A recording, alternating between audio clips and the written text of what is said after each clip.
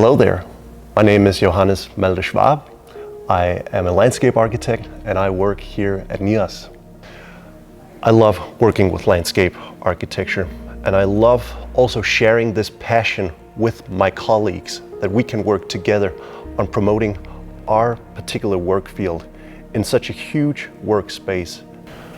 What is a landscape architect? How are we different from the architects which most people are familiar with? Well, put it this way, architects are the ones who design and create the buildings. Landscape architects, we design everything that's in between the buildings.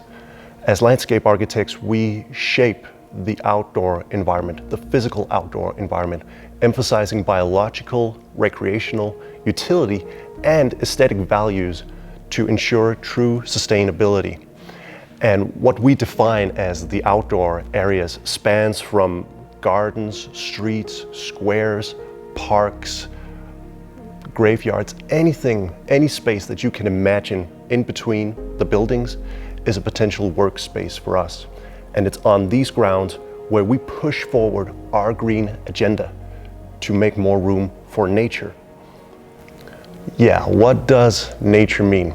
And that's a great question because nature is a word of indefinable size because its meaning depends greatly on each of our own different nature perceptions. But a particular nature perception that I want to dial into is the nature perception of nature as a green space, a green area, most commonly known as the green islets that we have in our urban environments.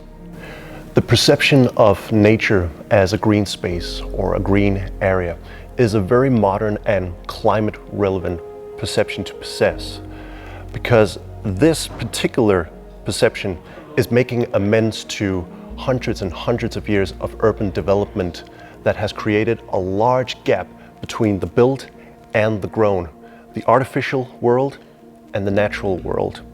We landscape architects, we work determined and patiently to integrate nature and its processes into the cities, hereby closing the gap between the built and the grown. We do not only make our cities greener, but also more sustainable. And when we make more room for nature, that has great influence on the various sustainable development goals. Let's look at the 13th Sustainable Development Goal, for instance, climate action. Our designs, they are a statement of climate action. Simply by planting trees, that is an initiative of climate action. Most people know that trees, they combat carbon emissions. They absorb and store the carbon and release oxygen due to photosynthesis. They also breathe. This is a natural process called transpiration. And when they transpire, that has a cooling effect along with the shade that they provide. And these two values will have great importance in the future climate in our cities. Another sustainable development goal is the 15th, promoting life on land. What we design, create, and manage, that is initiatives that promotes life on land.